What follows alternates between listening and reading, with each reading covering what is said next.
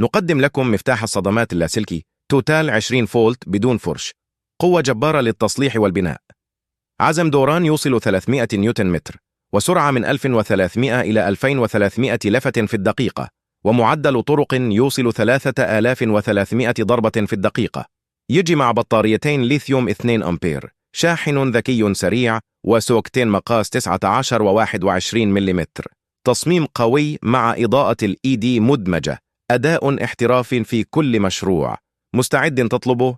زورنا على رويال تولز أو تواصل معنا على الواتساب أو الإنستغرام.